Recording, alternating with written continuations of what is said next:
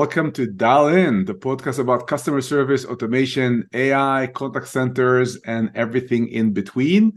I'm your host, Gadi Shamia. I'm the founder and CEO of Replicant, a call center automation company. Been a contact center veteran for the last 10 years. And I think it's our 7th or 8th episode of Dial In. Very excited about that.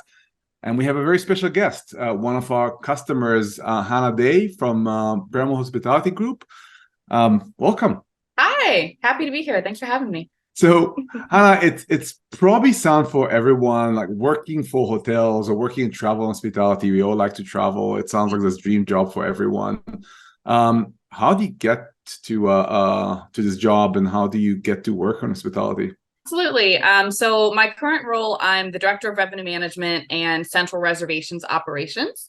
So I've been working where I currently am for over 7 years now, going on 8. So it's been a long time, which has been nice. But I actually started just as a really entry-level reservations agent back in the day. That's how I started with Paramount Hospitality. And I worked as a reservations agent and just kind of stayed committed and kept learning and kept showing interest in the different properties and the different roles, and was able to work my way up from there. So in terms of anyone else wanting to get into the business, I'd say don't be afraid to start entry level, because it definitely will get you where you need to go sooner or later. That's really interesting, because I'm hearing more and more from customer center leaders that an agent is an entry-level job. Used to be the only path to get to leadership, and now becoming less and less common because the work becomes so mundane that people just don't stick around. Smart people that could be VPs and senior VPs and chief revenue officers, etc., those are as agents, or even if they do, they get bored after 6 months. Was your experience different, or you just have longer staying power? A little bit of both. It definitely is about timing. And I say the same thing even myself with overseeing the call center for years. Is I say the shelf life of a reservation agent, which is our entry level, is usually about a year. Then they get antsy. They want to move on to either a higher role within that department, or we're fortunate because we have different properties. So we can always see about, maybe accounting is a good fit for you. Maybe front desk, like a supervisory role over there, we can maybe move you over to. So that's a good benefit for us. But I definitely understand the antsiness, and it is definitely for me about timing. I was a reservation agent for probably about 1.5 years. So I did definitely stay a bit longer than, we see agents in call centers wanting to stay. For me, my reservations team, it's pretty small department. There's maybe only about 15 of us in the call center altogether, and only 3 of them are management. So there wasn't really many opportunities as you were rising up. It's not like we had a lot of management opportunities to go for. So on one side, I was fortunate that it was just kind of right place, right time. When my predecessors started either moving up in the company or moving to different roles outside of the company, I had kind of built enough trust and enough knowledge working as an entry-level agent that I was kind of a natural, my management team looked to me kind of naturally to step up and grow from there. So it's a bit of a mix. It's a bit of timing, but you also just kind of have to stay and just put yourself in that good position for when the right leadership role comes available. Yeah, so you can't talk with a hotel executive without speaking about the pandemic and how it felt to move from the business you had before. You have a bunch of Disney properties and tons of tourism, not a lot of business or any other reason to travel, by a hospital or something like that can stabilize things. Pure tourism. What happened in the beginning of 2020 for you, and how it felt? What was the impact on the contact center, and how you managed it? Yeah, it was an interesting time for us, especially because January of 2020, we actually onboarded a new property. And then March of 2020 is where everything kind of hit the ceiling for us, in terms of that's where, the news kind of broke, and they had shut down Florida for, I think, the full month of April 2020, if I remember correctly. We, luckily, being in Orlando, that's where all of our properties are, we were already a pretty big destination. So we were able to come back fairly quickly. And, the government kept us open for a while, and we were really the only destination that was open. So tail end of 2020 into 2021 is really kind of when we started recovering, small recovery, but definitely started recovering, which was good, but the most of 2020, it was really just a standstill. There wasn't much going on. The kind of first month of March, our call center was extremely busy because everyone was just canceling their stays. They were like, I need to reschedule, but of course no one knew when to reschedule because none of us knew what was going to happen. So call center wise, we actually stayed pretty busy, I'd say, for the first month or two in the pandemic, even when operationally our properties didn't have a lot going on. But eventually that tapered off, and then we had to, unfortunately do some furloughing and things to that extent to reduce operation because we just didn't have any work for anyone really. So that's what we saw. How much of this instability for probably 2020, 2021, as things ebb and flow and Omicron came and went and so on, how much of this instability actually led you to the automation path? Oh, probably most of it, honestly. We had always kind of had instability in the call center. I think most call centers do, because you really never know when those high demand times are going to come. Like for us, everything would be completely normal, and then a tropical storm would hit or a hurricane would hit, being in Florida, and that, I mean, progresses so quickly. So we've got guests randomly calling us and same day to either evacuate or anything to that extent. So we had always definitely had our time periods where things were pretty unstable. But then as we kind of started to come out of COVID, and even just looking at the labor market as we started coming out of COVID, it was extremely difficult to find employees, but we also were really just trying to make up for some of the lost revenue. So it was all of that combined. I think we would have eventually found our way to finding a better solution, like going into AI and automating our call center. But I'd say COVID and trying to recover from that definitely escalated the timeline. Mm-hmm. And maybe go back to basics. We also used to book hotels online and interact with hotels. And I think it's very clear path for most people. You interact with the hotel online before you check in. Then we check in. It's all, let's go to front desk or call the front desk. So it's this different strategies before and during. Why do people even call you versus just living the online life of everybody else?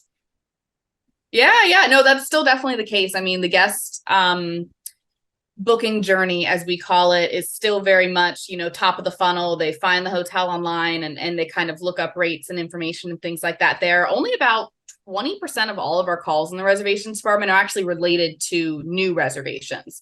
The rest of the 80% are after the guest books is when the guest finds that they either have more questions or they need help, or, travel is just such a personal and it's such a high key element for a lot of people that frankly, probably about 30% of our phone calls is just people calling, a week before, a month before their stay, and just saying, hey, is everything all right? What do I have to pay when I get there? What's going on? And they want that reassurance with, the hotel directly of everything's okay with your reservation. We're excited to see you. They don't necessarily need the help booking. Everyone's kind of clear on the booking process, but asking a lot of questions, even just about amenities. What's your pool like? You're there on property. What's traffic like at 5 p.m.? Everything kind of like that, where guests just don't get that safety and security online, which is a lot of those informational type calls. That's typically what we see in the reservations department. Mm-hmm. Makes sense. So going back to the journey into automation, which advice would you give to contact center leaders, kind of building a case internally, convincing other stakeholders? Maybe tell us a bit about your journey and what have you learned from it, and you can share with other people that are in this journey right now. Yeah. I'd say the biggest thing is just understand your call flows and understand your technology. When we first started looking into automation, we had a lot of grand ideas of automating existing reservations and things to that extent. And then as we move through the process, looking at our integrations with our central reservation system and our property management system, we found that it just wasn't as seamless as we were hoping it was going to be, which of course we found workarounds. Then, we figured out ways to still automate it, or at least still cut down time on our reservations agents during the live call. But that would probably be a key thing, is really just understanding what you can and cannot automate and how that affects your different your different call flows. Because I think it's somewhat easy to make a case to your executives of, hey, we're going to be able to automate 70%, but most of the time that's not the case. And that's not necessarily a bad thing. Start small, start with your easiest call flows and just work your way up from there. And I think you'd have a lot more success, both when you actually go live and, with making that case to your team. So which impact have you seen deploying automation with Replicant? How were things different a few months in? And maybe as a second question, how are things different today? We kind of looked at it like, our new reservations are such a small percentage of our call flow. So we spent a lot of time in development trying to get guests to want to go through that call flow end to end. And we definitely discovered that that's a little too emotional for guests. They like to make that, if they're calling to make a reservation, they definitely want to make it over the phone. But so we saw a lot more successes with our existing reservations flows. Guests are more comfortable confirming reservations, canceling reservations. They definitely are able to do that through the system. And even just routing the calls, getting them to the right department over to our front desk, answering frequently asked questions. Those were certainly a lot of successes that we saw early on. And as we moved through development and was able to employ like the large language model, that's where I would say, looking at it today from when we first launched, is probably one of our bigger changes and one of our most impactful changes for sure. So let's jump a little bit into that. Not turning you into the AI expert, but there's definitely technology change a lot in last year, and now with large language models and generative AI, with so many more opportunities. And you had a chance to be one of the early adopters of Gen AI with us. What was attractive to you as an idea, as a concept, even before you kind of jump in the water? And what do you see as the outcome of using this newer kind of the ChatGPT-like models in production with your customers? I mean, I think there's a lot of attractiveness with it.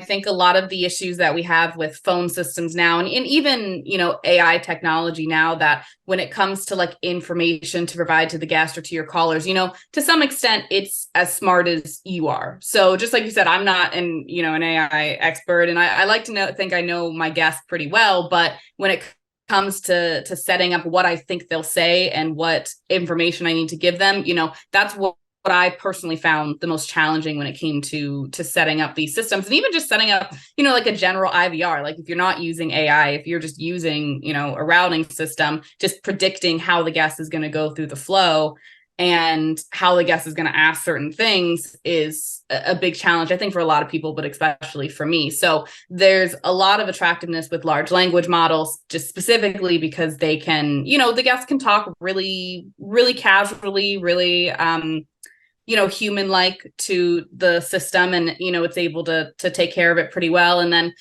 for the generative AI side, just really encapsulating all the information that the guest could need, being able to look at our website, look at Google Maps, just totally dial into all this information that's out there that you as a person, it's a lot of information for you to understand and to be able to put into a system. But, generative AI and ChatGPT using things like that definitely makes it easier. A little scary. Definitely got to keep an eye on things just because, there's a lot of got to make sure you're being safe about it. But it is definitely good to see that we're moving towards that path. And I'm excited to see how much we can grow. Yeah. And thinking about an agent, even for you, was quite a few properties. Just knowing the properties and feeling like you can answer any question about any property, about the surrounding of the property. So much information that agent need to kind of navigate today, versus just a machine can really easily spit out the answers. And maybe when on this topic, how do members react to this machine talking to them? What's the feedback you're getting from your members? I know you care about, from your guests. I know you care about them a lot. They bring revenue in. These calls are very close to revenue. How do they react to it? Do you see it as a positive for them? Do they like it more?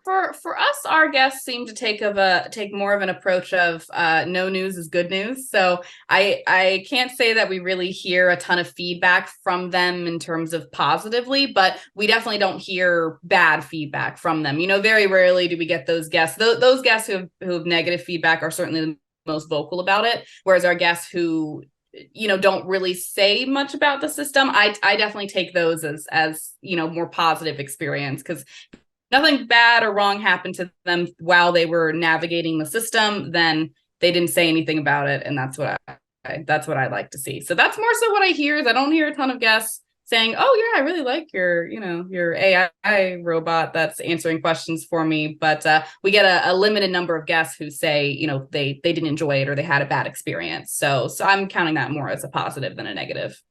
So be more specific. As someone run the contact center, what do you how do you think you're better off today, say, than 2 years ago, having deployed automation? It's a lot of knowledge base, I think, definitely than we knew years ago, because it's a lot to figure out when it comes to AI, and we're all heading in that direction. The whole every piece of technology is heading in that direction. So hotels and call centers are going to get there sooner or later. So I think we're in a nice position to actually know a little bit more of what works for us and what doesn't work for us. And then I think contact center wise, we're just having a bit more of a streamlined, experience. Like for our new reservations, even though we weren't able to fully automate that, we have a guest very naturally speaking to the thinking machine with their dates, their number of guests, their, all of that really just basic information that an agent would take a good, minute to get from the guest and plug into our system. Whereas now, they can handle all of that on the front end. And by the time that they get to a live agent, I think guests enjoy just getting to dive right into it and say, okay, you have all my dates and everything. So what's your pool like? What's this like? What's the pricing? And I think from a customer service experience, we're definitely better, particularly when it comes to that flow than we were previously. And then for the other flows, I think it's a give and take. I think those guests who enjoy the not really having to interact with a person, I think that we're definitely meeting them where they're at a little bit better than we were a couple years ago when we only offered, a live person assistance. Mm-hmm.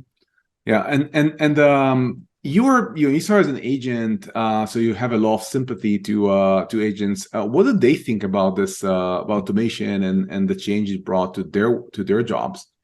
Yeah, definitely positive things from the team. They enjoy the notes that come in. They enjoy getting to almost get a little bit of a pre-warning for what the guest is going to talk to them about, which I think is the biggest thing that they enjoy. And, there's almost a sense of intrigue and interest from them as well, knowing that, hey, we're, working with AI and we're really tech savvy. I think there's almost a sense of pride for them as well when they think about our system, and that it's not, we're actively making changes and putting in new technology to make their lives better. And I think that they appreciate that side as well.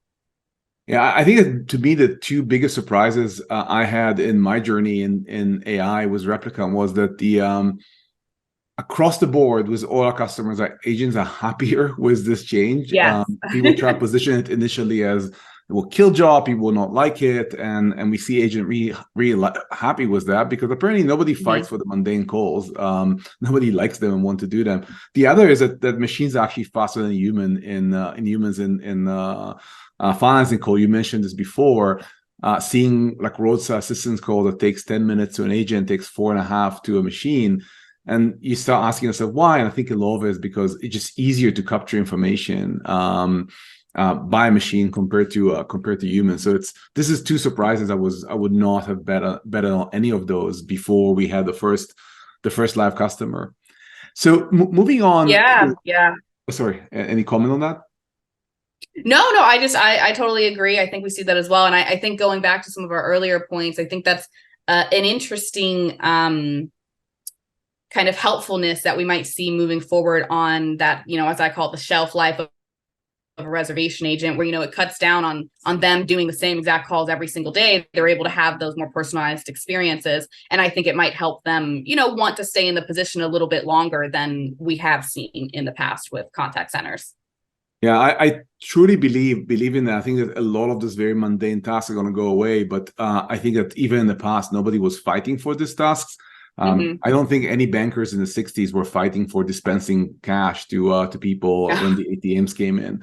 Nobody wanted to deal with all this money and counting, etc. One additional interesting angle you have, you start looking at AI well before OpenAI launched ChatGPT, because I think there's almost a demarcation line that's happened sometime in December 2022, where before that AI existed. We have live customers for almost 4 years now with Replicant, and there's other companies that provide AI services, etc. But all of a sudden, the world discovered AI in December 2022 with the launch of ChatGPT, because people could just start try it. So you're able to kind of get AI into your contact center before AI was cool, quote unquote. Right. Have you seen your leadership changing its tone towards AI? Would it have been much easier now for you after ChatGPT and OpenAI made AI so popular? I don't think we see too much of a changing the tune, so to speak. My company, my leadership team has always been a very pro technology and pro trying new things company. So I think they're just as open to it now as they were earlier. Especially for us, I mean, the AI component really comes into play with working with our different technologies. We don't, I think for executives and even people who don't live in the contact center every day, you don't really think of everything that goes in from a voice perspective.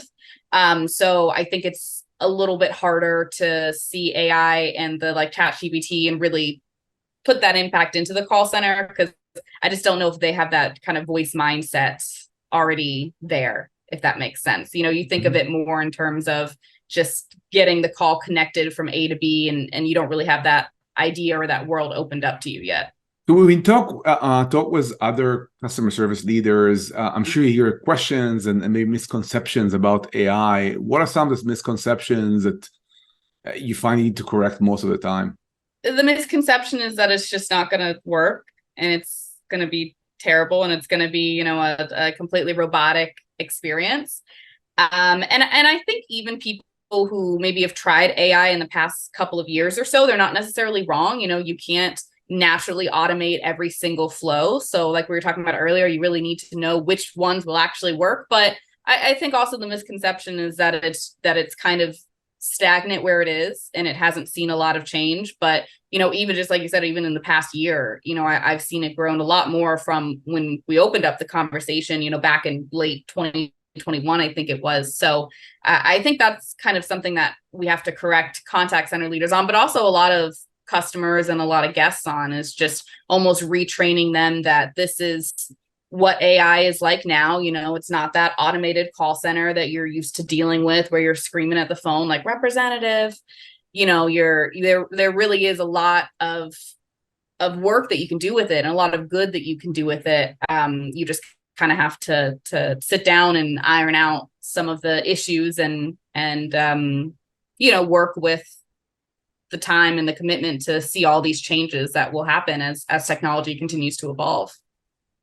Well, my last question before we jump into our speed dial segment, for 22 years old that just graduated college, should they start a career as a contact center agent? And if yes, what would be the advice to this 22 years old? I mean, it depends. My contact center is a little bit different working in hotels. So I would probably say if you are looking for a career in hotels, a reservations contact center is always a great place to start, because you really do learn a lot about the hotels. You learn a lot about the operations. So it's very easy for you to then move into even just going to a property level, because we're a centralized environment. So we have multiple properties, of course, but just going to a property level for even one of those and working your way from there. So I always think that's a very good starting point, because you can move into different departments very easily.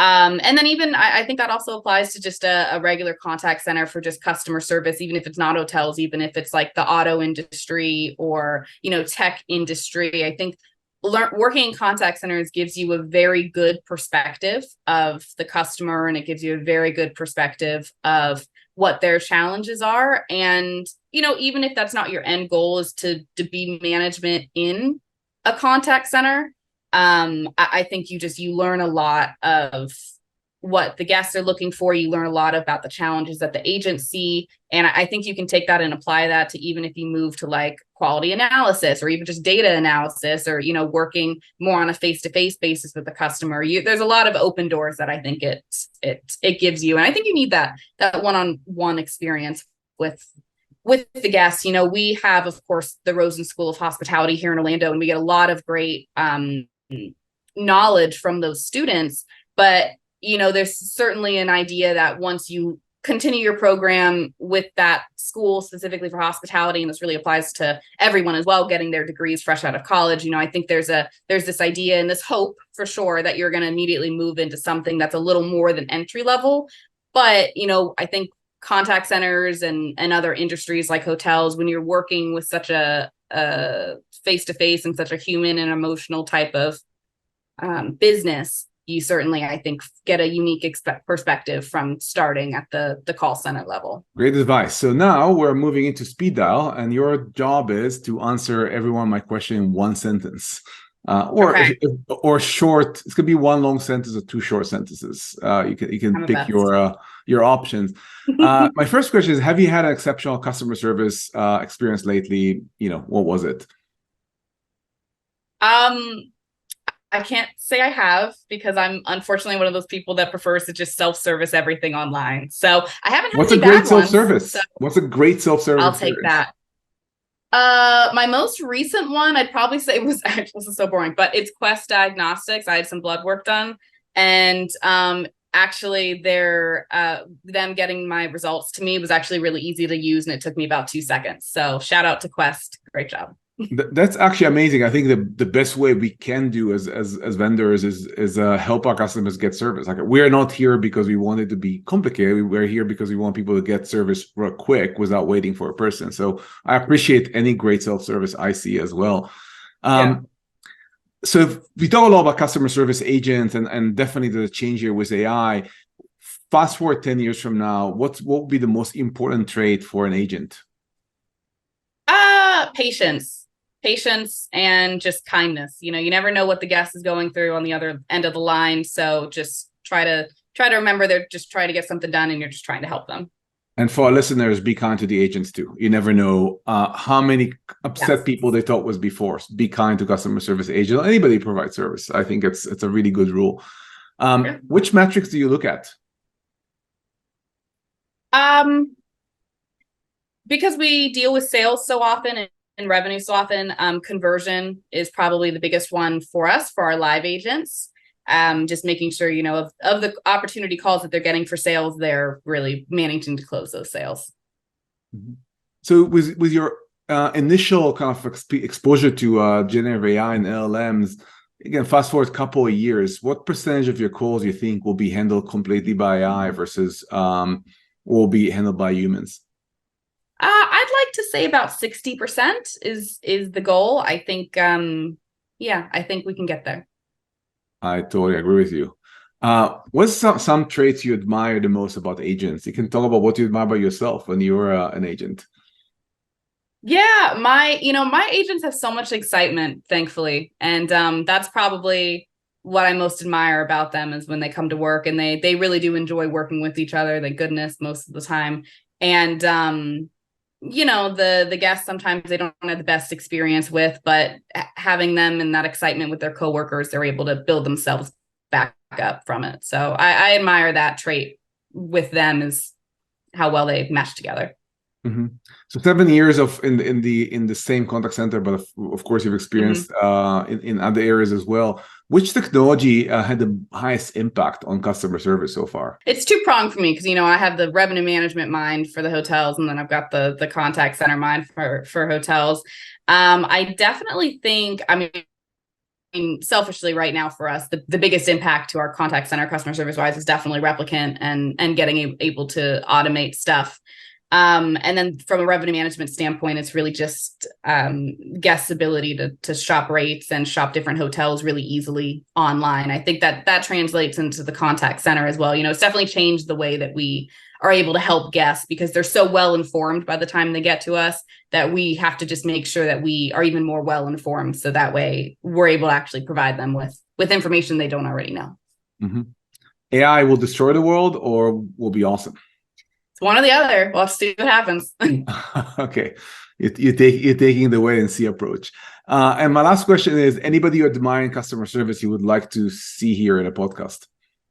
I don't know if I have anyone specifically, but I'd love to hear some more hotel approaches for sure. Because I do think it's a very different industry to start automating and to start putting AI into than, something that is like Quest Diagnostics.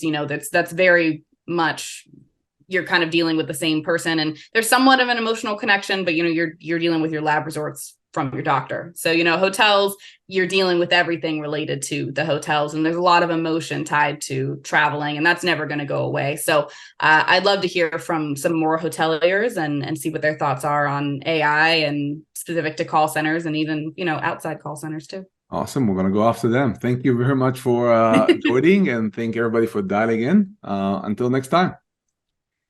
Absolutely. Thank you so much.